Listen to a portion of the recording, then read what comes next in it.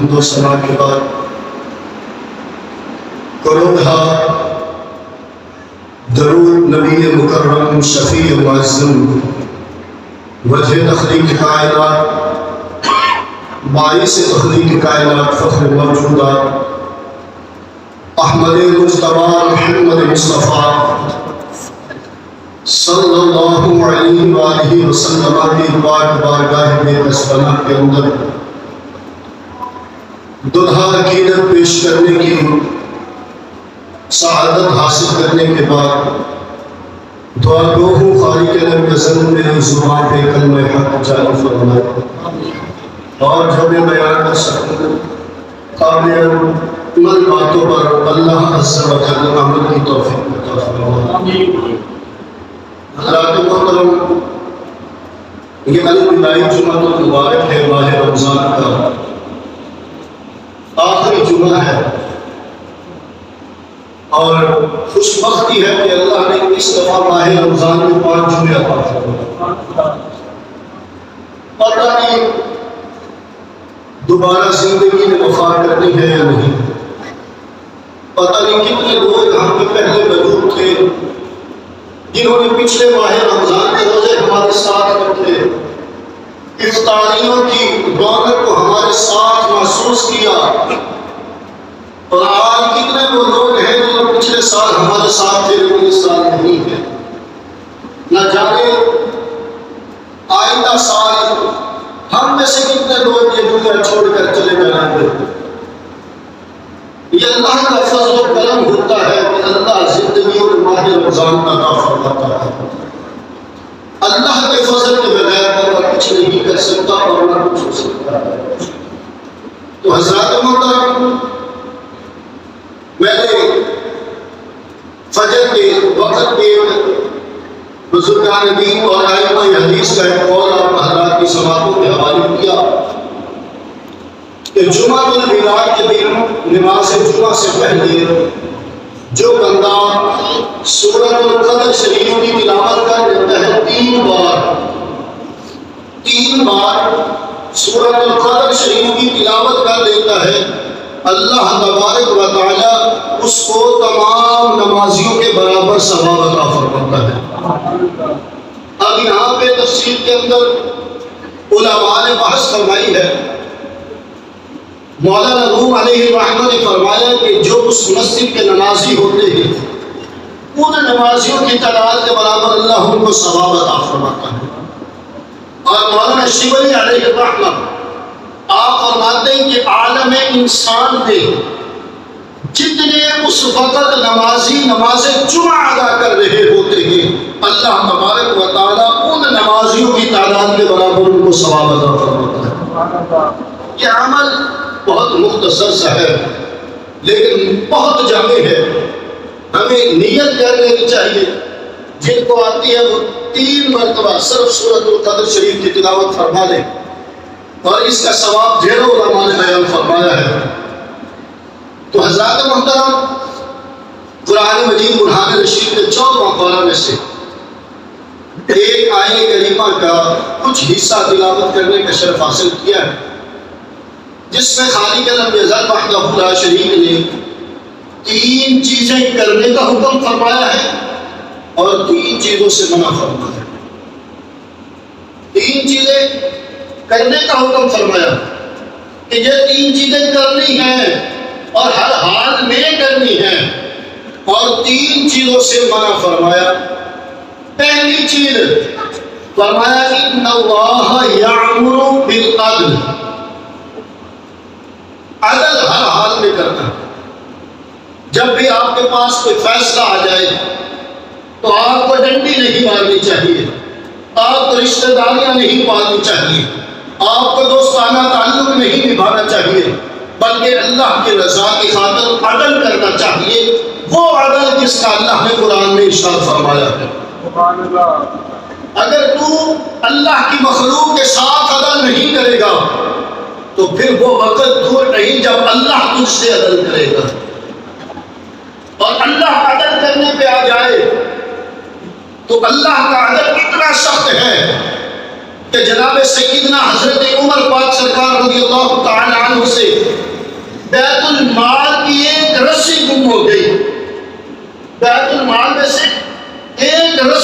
ہوگی بیت المال کی، تو جناب عمر پاک ڈھونڈتے ڈھونڈتے آپ کا پسینہ آنا شروع ہو گیا۔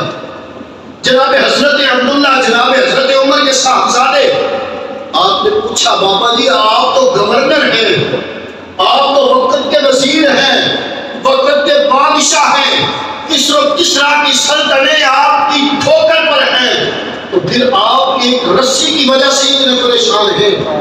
تو قربان جاؤں، جناب عمر پاک نے اپنے بیٹے کو بتلایا کہ اے بیٹے عبداللہ سن لے، میں رسی کی وجہ سے پریشان نہیں ہوں، اور رسی تو میں اپنے گھر سے بھی دے سکتا ہوں، لیکن میں پریشان اس لیے ہوں کہ کل بروز قیامت اگر اللہ نے مجھ سے پوچھ لیا اے عمر بتا تو حکمران تھا اور تیری دور حکمرانی کے تمہیں بیت المال کی ایک رسی گم ہو گئی، اور بتا وہ رسی کہاں ہے؟ جناب عمر پاک کے پسینے آ گئے کہ اگر اللہ نے بروز قیامت مجھ سے یہی سوال کر لیا تو میں کیا جواب اللہ کی بارگاہ میں دوں گا؟ تو علماء محققین فرماتے ہیں عدل کر اللہ کی مخلوق کے ساتھ اس سے پہلے کہ اللہ تجھ سے اپنا عدل کر لے، اور فرمایا والاحسان بالعدل والاحسان، فرمایا اللہ کی مخلوق کے ساتھ بھلائی کر۔ کسی نے کہا نا تم کرو مہربانی اہل زمین پر، خدا مہربان ہوگا تم پہ عرش بری پر، یعنی تم اہل زمین پر مہربانی کرو، تم اللہ کی مخلوق کے ساتھ بھلائی کرو۔ اب اللہ کی مخلوق میں ہر بندہ ہے، ہر جن پرند ہے، ہر طرح کا پرندہ ہے، ہر طرح کی مخلوق ہے اللہ کی مخلوق میں، ہمیں بھلائی کرنی چاہیے۔ یا امام زین العابدین سرکار رضی اللہ تعالی عنہ، آپ مدینے کے گورنر ہیں، تو ایک نجلی آ گیا، یعنی جس نے میدان کربلا میں حضرت امام حسین کے ساتھ جنگ کی تھی، وہ آ گیا مدینہ کی سرزمین میں، وہ بھوکا تھا، پیاسا تھا، اس نے کہا مدینے میں چلتا ہوں لوگ شاید بھوکا نہ دے دیں، تو وہ چلتا چلتا امام زین العابدین کے در دولت پر پہنچ گیا۔ جب اس نے امام زین العابدین سرکار کو دیکھا تو اس نے پہچان لیا، اس نے کہا یہاں سے بھاگنا بنتا ہے، کہیں ایسا نہ ہو یہ کربلا کا بدلہ ہم سے لے لے۔ اس نے کہا یار پھر دیکھتا ہوں کہ شاید اس نے پہچانا نہ ہو۔ امام زین العابدین نے مہمان نوازی کی، مہمان نوازی کے بعد جب وہ جانے لگا نا تو امام زین العابدین نے روک کر بلایا اور فرمایا کہ اے بندے تمہارے ذہن میں کہیں ایسا نہ ہو کہ زین العابدین نے مجھے پہچانا نہیں ہے، اور بھائی اس وقت ہم تمہارے دروازے پر تھے، آج تم ہمارے دروازے پر ہو۔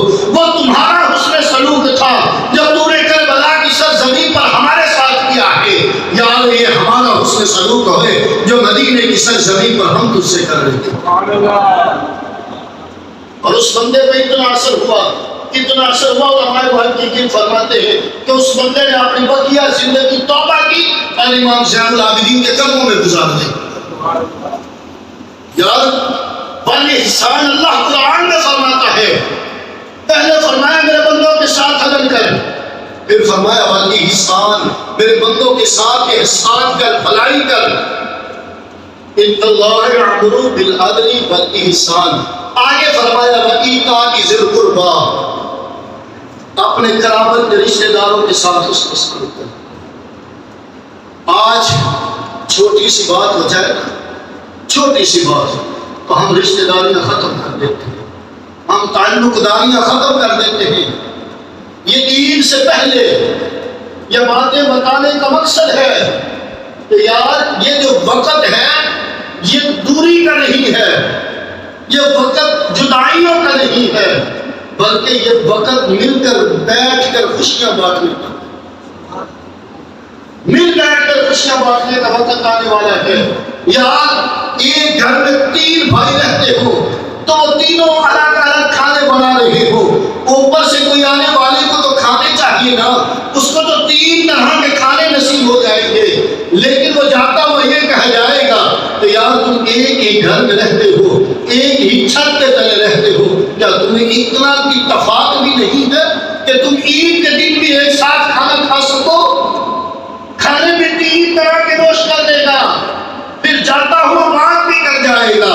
میں کہتا ہوں اے بندے خدا، تو کھانا کھانے سے پہلے یہ بات کر دیتا اور وہی کھانے ایک بستر ایک دسترخوان پہ لگا دیتا، تمہارے لیے صحیح احسان کرنے والا کوئی نہیں ہوتا تھا، ان جیسا بات ماننے والا کوئی نہیں ہوتا۔ آج وقت ہے بھائی، ہمیں تفرقہ ڈالنے والے تو بہت ہیں، بہت ہیں، ہم کی ٹانگیں کھینچنے والے، ہماری ٹانگیں تو یہود و نصارہ کھینچنے والے بہت ہیں۔ اگر پھر ہم مسلمان ہی مسلمان کی ٹانگیں کھینچنے لگ جائیں، ایک بھائی ہی بڑے بھائی کی، چھوٹا بھائی بڑے بھائی کی، بڑا بھائی چھوٹے بھائی کی، اور ٹانگیں کھینچنے لگ جائیں تو بھائی انسانیت کہاں رہ جائے گی؟ یہ انسانیت، انسان اگر بندے کو پتہ چل جائے تو انسان ہے کیا، انسان کو اللہ تبارک و تعالیٰ نے کتنا اعلیٰ بنایا ہے۔ حضرت شیخ بہلول دانا کا واقعہ ہے، خلیفہ وقت نے اپنی بیگم حضرت نے اپنی بیگم زبیدہ کو کہہ دیا، بیگم زبیدہ کو اگر تو چاند سے سہنی نہیں تو میں نے تجھے طلاق دے دی، اگر تو چاند سے سہنی نہیں تو میں نے تجھے طلاق دے دی۔ اس وقت کے بڑے بڑے ائمہ محدثین کو بلوایا گیا اور پوچھا گیا کہ وقت کے حاکم نے جناب اپنی بیگم زبیدہ سے یہ بات کہہ دی ہے، کیا طلاق ہو گئی ہے؟ تو ہر ایک نے کہا ہاں ہاں طلاق ہو گئی ہے۔ بھلا زبیدہ چاند سے سونی کیسے ہو سکتی ہے؟ یہ تو طلاق ہو گئی ہے، اب ان کی جدائی ہے۔ تو اسی محفل میں حضرت شیخ بہلول دانا موجود تھے، نماز مغرب کا وقت ہو گیا، اذان پڑھی گئی، لوگوں نے کہا اب جماعت کون کروائے؟ کسی نے کسی مفتی کو کہا کہ یا شیخ آپ جماعت کروا دیں، کسی نے کسی مفتی کو کہا کہ یا شیخ آپ جماعت کروا دیں۔ ایک بندے نے کہا حضرت بہلول دانا سے کہ اے بہلول دانا آپ جماعت کروا دیں، آپ تو اللہ کے مجذوب ولی ہیں، آپ جماعت کروا دیں۔ حضرت شیخ بہلول دانا نے نماز مغرب کی جماعت کروائی۔ کیسے جماعت کروائی؟ اور زمانے والے کو سبق دے دیا کہ اے لوگوں تم کہتے ہو کہ تم چاند سے خوبصورت نہیں ہو، آؤ اللہ کا قرآن پڑھ کے دیکھو۔ حضرت بہلول دانا نے سورۃ فاتحہ شریف کی تلاوت فرمائی، سورۃ فاتحہ شریف کے بعد سورۃ والتین شریف کی تلاوت فرمائی، پڑھا والتین والزیتون وطور سینین وہذا البلد الامین۔ اور جب اس آیت کریمہ پہ ہے نا کہ لقد خلقنا الانسان فی احسن تقویم، صحیح آیت کریمہ تو یہ ہے، تو لیکن یہاں پہ حضرت بہلول دانا نے کیا کہا؟ فرمایا لقد خلقنا القمر فی احسن تقویم۔ تو جو ائمہ محدثین پیچھے تھے بول اٹھے کہ اے بہلول دانا تو بھول گیا ہے، لقد خلقنا القمر نہیں ہے، لقد خلقنا الانسان ہے۔ بہلول دانا پھر بولا لقد خلقنا القمر فی احسن تقویم۔ لوگوں نے پھر کہا لقد خلقنا الانسان فی احسن تقویم۔ بہلول دانا نے پھر کہا لقد خلقنا القمر فی احسن تقویم۔ ائمہ محدثین نے پھر بتایا لقد خلقنا الانسان فی احسن تقویم۔ حضرت بہلول دانا نے تیسری بار پڑھ دیا لقد خلقنا الانسان فی احسن تقویم ثم رددناہ اسفل سافلین۔ نماز مکمل ہو گئی، حضرت بہلول دانا نے جب سلام پھیرا تو ائمہ محدثین وقت کے جو بہت بڑے مفتی تھے کھڑے ہو گئے، وہ کہنے لگے کہ اے بہلول دانا تو شریعت کا بیکر بنتا ہے اور تجھے تو سورۃ 3 کی تلاوت نہیں آتی، تو شریعت کہاں سے بتائے گا؟ تو حضرت بہلول دانا نے کہا او عقل کے اندھے ہو،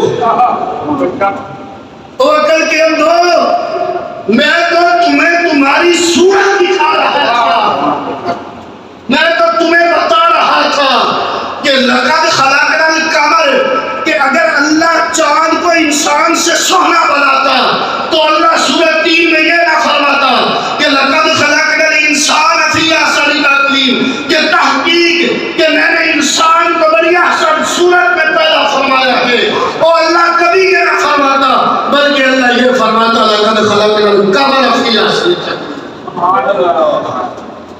یار اگر انسان کو پتہ چل جائے کہ میں کیا ہوں تو پھر وہ ایسے جناب پھرتا ہے، اے انسان میں تو لجال ہے، اے انسان نہ تو اپاہج ہے، اے انسان نہ تو کمزور ہے، اور یار تیری تو نسبت کریم آقا سے ملی ہوئی ہے، بھلا اپنی نسبت کو تو دیکھ، تیری نسبت کوئی ادنا ہے؟